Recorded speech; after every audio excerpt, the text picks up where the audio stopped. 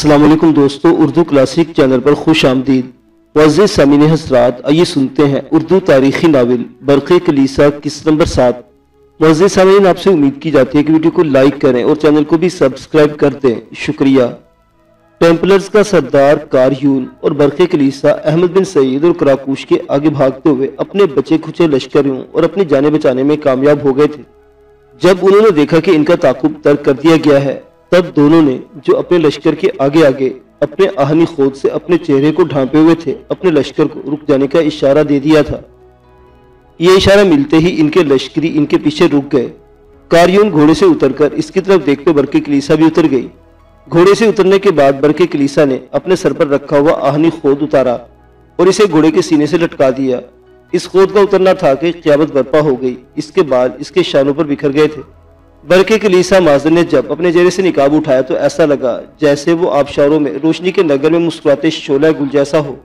کاریون تھوڑی دیر تک بڑی سنجیدگی سے اسے دیکھتا رہا، پھر کاریون نے اسے مخاطب کیا۔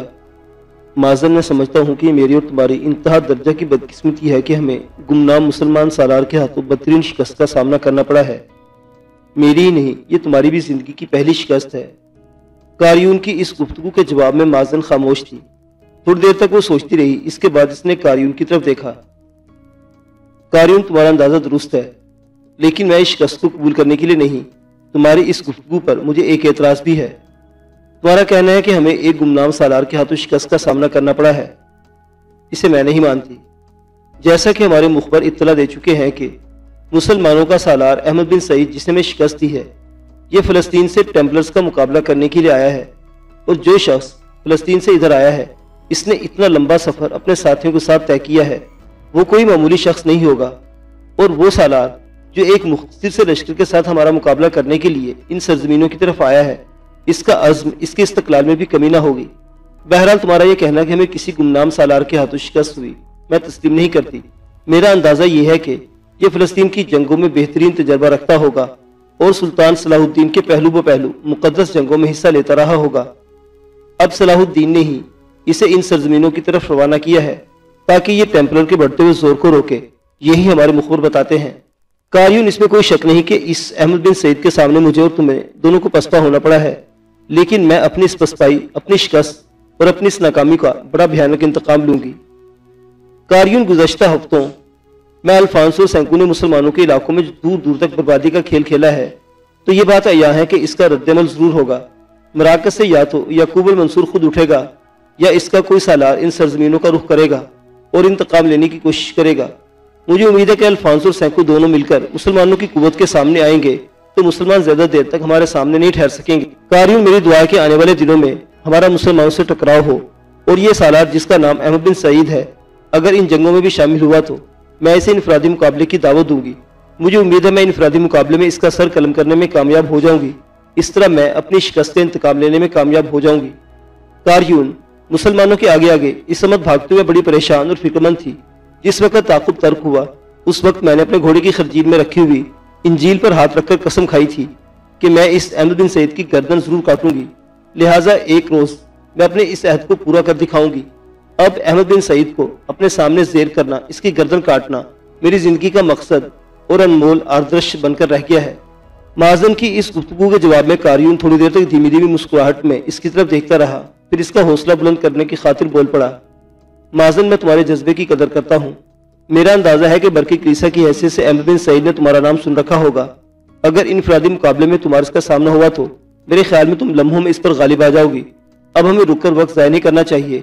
ایک تیز رفتار قاصد بھیج کر سینکو کے حادثے سے مطلع کرنا چاہیے تاکہ وہ مسلمانوں کا مقابلہ کرنے کے لیے اپنی تیاریوں کی تکمیل کرے۔ مازن یعنی برق کلیسا نے کاریون کی اس تجویز سے اتفاق کیا۔ دونوں اپنے گھوڑوں پر سوار ہوئے اور آگے بڑھنے لگے تھے۔ تھوڑی دور جا کر ان کے راستے جدا ہو گئے تھے۔ دونوں اپنے اپنے مستقر کی طرف روانہ ہو گئے تھے۔ سورج اپنے شگرفی لبوں کی لو کو سمیٹتا ہوا مغرب کی جانب جھکنے لگا۔ دریاؤں سے نمی شناسہ زمین اداس ہونا شروع ہو گئی تھی۔ گلابی جاڑوں کی دھوپ سلگتے پھولوں پر الوداعی بوسے دیتے ہوئے اپنی بساط کو سمیٹنے لگی تھی۔ ایسے میں ہشام بن ادریس مینا روی سے اپنے گھوڑے کو ہانکتا ہوا اپنے باغ میں داخل ہوا۔ اس کا باپ ادریس بن یوجان، چچا عدی بن یوجان، ہشام بن ادریس کی ماں دوہرا، خالہ شرجینا، بہن غریتا، چچا اور خالہ کی بیٹیاں مورینا اور رفا، اپنے باغ میں کام کرنے کے بعد واپس جانے کی تیاری کر رہے تھے کہ اچانک غریتا ہشام کو دیکھتے ہی چلا اٹھی، ماں ماں، بھائی آ گئے۔ غریتا کے اس انکشاف پر سب اس کے پیچھے پیچھے ہشام کی طرف بھاگ کھڑے ہوئے۔ انہیں اپنی طرف آتے ہوئے دیکھ کر ہشام بن ادریس اپنے گھوڑے سے اتر گیا۔ اتنی دیر تک غریتا اس کے قریب پہنچ گئی، پھر وہ بری طرح اپنے بھائی سے لپٹ گئی۔ ابھی علیحدہ نہیں ہوئی تھی کہ باقی سب لوگ بھی وہاں پہنچ گئے۔ بہن کو ہشام بن ادریس نے علیحدہ کیا۔ پہلے اسے اپنے باپ اور چچا سے مصافحہ کیا، بعد میں باری باری اس کی ماں اور خالہ نے اسے پیار کیا۔ اس کے بعد اس کی خالہ زاد بہنوں نے احوال پرسی کی۔ پھر غریتا نے اپنے بھائی کے گھوڑے کی بھاگ پکڑ لی۔ پھر اس جگہ جہاں ان کے پھل آئے ہوئے تھے وہیں کھڑے ادریس بن یوجان نے اپنے بیٹے ہشام کو مخاطب کیا، میرے بیٹے، میرے فرزند، تو اتنا لمبا عرصہ کہاں رہا؟ تیری اس گمشدگی کی وجہ سے ہم جس کر میں مبتلا رہے اس کا الفاظ میں اظہار نہیں کیا جا سکتا۔ اگر تو کسی قید میں تھا تو کیسے تیری رہائی ہوئی؟ اگر تو رضاکاروں میں شامل ہو چکا تھا تو کیسے اتنی جلد ہماری یاد آ گئی؟ ہشام بن ادریس اپنے ہونٹوں پر زبان پھیری، پھر اپنے باپ کو مخاطب کر کے کہنا شروع کیا، اے میرے باپ، آپ کو یاد ہوگا کہ کچھ عرصہ پہلے آپ کے باغ میں دو درد آشنا فرشتے داخل ہوئے تھے، تو جانے انہی کی وجہ سے میں آپ لوگوں کے اندر کھڑا ہوں۔ اے میرے باپ، میں ان رضاکاروں میں شامل ہو چکا تھا جنہوں نے دشمن سے انتقام لینے کی ٹھان رکھی تھی۔ اب ان رضاکاروں کی تربیت کا سلسلہ جاری تھا اور انہوں نے آنے والے دنوں میں دشمن کے علاقوں میں ترک تازی کی ابتدا کرنی تھی۔ یہی دو درد آشنا فرشتے ان سرزمینوں کی طرف آئے۔ دریا آنا کے اس پار سلاخہ کے میدانوں میں انہوں نے، جہاں اسلام کے بطل عظیم یوسف بن تاشفین نے دشمنوں کی قوتوں کو شکست دی تھی، ان اجنبی فرشتوں کا ٹکراؤ بیک وقت ٹیمپلرز اور بڑکے کلیسا کے لشکروں سے ہوا۔ ٹیمپلر کا سردار کاریون بذات خود اپنے لشکر کی کمانداری کر رہا تھا، جبکہ برقی کلیسا بھی اپنے پورے لشکر کے ساتھ آنے والے ان مجاہدوں پر مقابل تھی۔ پر حیرت ہے، وہ دونوں کمال کے مجاہد نکلے۔ اپنے لشکر کے ساتھ انہوں نے ٹیمپلر اور برقی کلیسا کے لشکروں کا مقابلہ کیا اور ان پر قہر کے ابلتے سمندر کی طرح حملہ آور ہوئے۔ جس طرح وادیوں کو منجمد کر دینے والے برفانی طوفان غیبی رقص سے زندان کرتے ہیں، اس طرح وہ دونوں بھی خداوند قدوس کی تکبیریں بلند کرتے ہوئے دشمن کے لشکروں کے اندر موت کا رقص کھیلتے رہے۔ لمحوں کے اندر انہوں نے دشمن کی حالت پرانے بند دروازوں اور میلی محرابوں جیسی بنا کر رکھ دی۔ شروع میں ٹیمپلر کے سردار کاریون اور برقے کلیسا نے بڑھ چڑھ کر حملے کیے۔ وہ اس دھوکے میں تھے کہ اجنبی سالار ان کے سامنے ٹھہر نہ سکیں گے، لیکن وہ تو آندھیوں کے قاتلوں کو اپنے زیر نگی رکھنے والے تھے۔ دونوں کو انہوں نے بدترین شکست دی اور ان دونوں کے سامنے کاریون اور برقے کلیسا بھاگ کھڑے ہوئے۔ میں نے آج تک ایسے مجاہد نہیں دیکھے جو یوں بے خطر اڑان کے شاہی کی طرف دشمن پر پرواز کریں، جو دلوں پر اترتی آیات کی طرح اپنی کامیابیوں کے سنہری دھول چار سو اڑاتے چلے جائیں۔ اے میرے باپ، میں نے ان دونوں کے ارد گرد کامیابیاں، فوج بندیاں اور کامرانیاں ہی دیکھی۔ ٹیمپلروں کا سردار کاریون اور برقے کلیسا جو ماضی میں کچھ کامیابیاں حاصل کرنے کے بعد اپنے غرور کی آخری حدود کو چھو چکے تھے، شروع میں انہوں نے ان دونوں سالاروں کو کوئی اہمیت نہ دی، لیکن جب انہوں نے جنگ کے دوران اپنی جنگی فراست اور اپنا ولولہ موت سے بغلگیر ہو جانے کا عزم ظاہر کیا تو کاریون اور برقے کلیسا کے لشکری تنکوں کی طرح ان کے سامنے اڑنے لگے۔ یوں زلاخہ کے میدانوں میں ان دونوں نے کاریون اور برقے کلیسا کو بدترین شکست دی، بلکہ دور تک ان کا تعاقب بھی کیا، ان کے لشکریوں کا خوب قتل عام کیا۔ ہشام بن ادریس یہاں تک کہنے پایا تھا کہ بڑی بے چینی اور بے تابی کا اظہار کرتے اس کی بہن غریتا نے پوچھ لیا، اے میرے بھائی، کیا میں یہ سمجھ لوں کہ دو درد آشنا فرشتوں سے آپ کی مراد احمد بن سعید اور قراقوش ہیں؟ اے میری عزیز اور چھوٹی بہن، تیرا اندازہ اور تیرا کہنا درست ہے۔ میرا اشارہ انہی دونوں مجاہدوں کی طرف تھا، ہشام بن ادریس نے مسکراتے ہوئے کہا۔ ہشام بن ادریس اور غرناطہ کی اس ساری گفتگو پر ان دونوں کا باپ ادریس بن یوجان تھوڑی دیر تک گہری سوچوں میں کھویا رہا۔ اس کے بعد شکر گزاری کے انداز میں لمحہ بھر کے بعد آسمان کی طرف دیکھا، پھر سب کو مخاطب کر کے کہنے لگا، جب وہ دونوں میرے باغ میں داخل ہوئے تھے تو میں نے بڑے غور سے دونوں کا جائزہ لیا تھا۔ ان کے چہرے کی تحریروں سے میں نے اندازہ لگا لیا تھا کہ وہ اپنی ملت کے بدن سنوارنے اور شکن شکن حالات کو طلسمی رنگ و روپ عطا کرنے کے لیے پیدا ہوئے ہیں۔ میں نے ان کے جذبوں اور گفتگو سے بھی اندازہ لگایا تھا کہ وہ اداسی بھری پتجھڑ اور امدر سناٹوں میں شبنم میں دھلی ہواؤں اور انقلابی آہنگ کی گونج کی طرح نازل ہونے کا فن جانتے ہیں۔ سن میرے بیٹے، اگر ان دونوں اجنبی مجاہدوں اور میری ملت اور میری قوم کی بے مثال فرزندوں نے قاریون اور برقے کلیسا دونوں کو شکست دی ہے، بری طرح ان کا تعاقب کرتے ہوئے ان دونوں کو ان کی سرمدی لطافتوں جیسی شجاعت، آہنی چٹانوں جیسی ان کی دلیری اور نغموں کے جلال و جمال جیسی ان کی بے باکی کو ہزار بار سلام کرتا ہوں۔ اتنا کہنے کے بعد ادریس بن یوجان لمحہ بھر کے لیے رکا۔ اس کے بعد اس نے انتہائی لجاجت اور انکساری اور قدر خوش طبیعی میں اپنے بیٹے ہشام بن ادریس کی طرف دیکھتے ہوئے کہنا شروع کیا، اے میرے بیٹے، میری ملت کے جن دو مجاہدوں اور سالاروں کو ہم ذکر کر رہے ہیں، کیا تم ان سے ملے ہو میرے بچے؟ ان دونوں سے مصافحہ کرنا، ان سے ملنا بھی ایک سعادت تھا۔ کیا تم ان کے لشکر میں رہتے ہوئے ٹیمپلر اور برقع کلیسا کے خلاف جنگ لڑی؟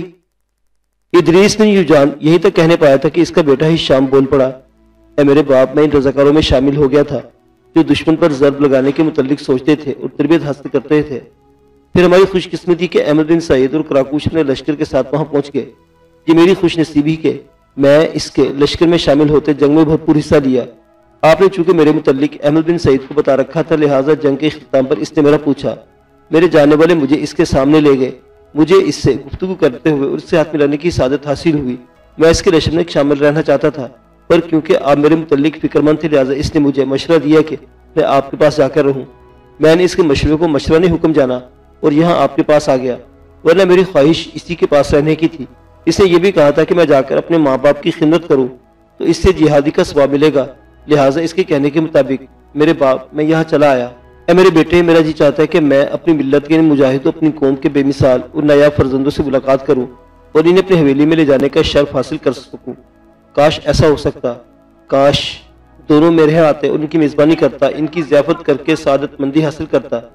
اس عمر میں جنگوں میں حصہ تو نہیں لے سکتا، ایک مجاہد کی خدمت کر کے ثواب کما سکتا ہوں۔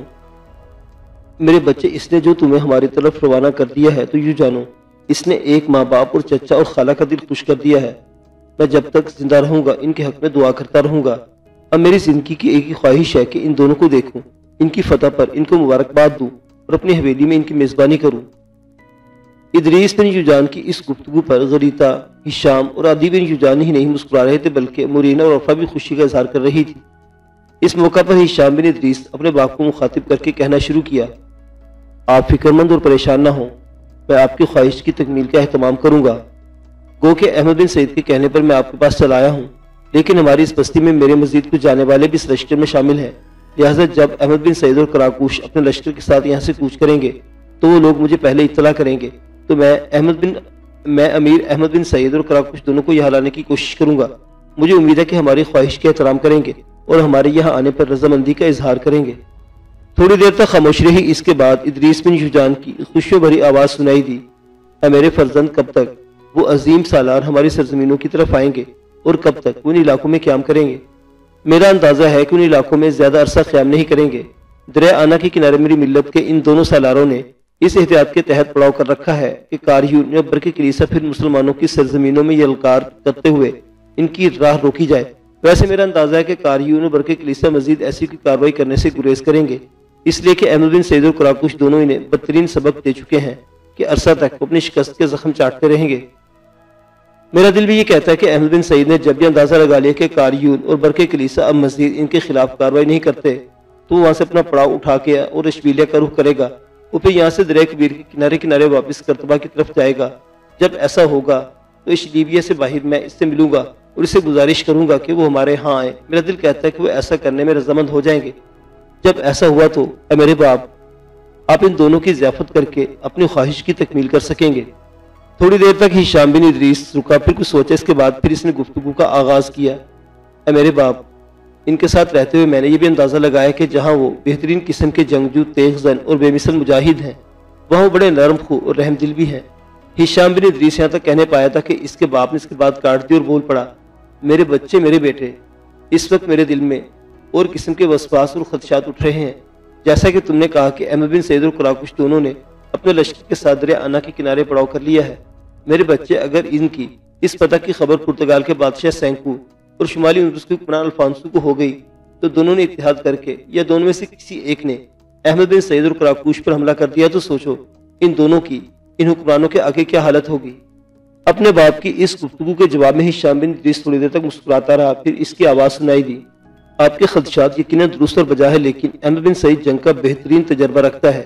میرا اندازہ ہے کہ جب وہ دیکھے گا کہ بڑی قوتیں اس کی طرف امڑ رہی ہیں تو پیچھے ہٹ جائے گا۔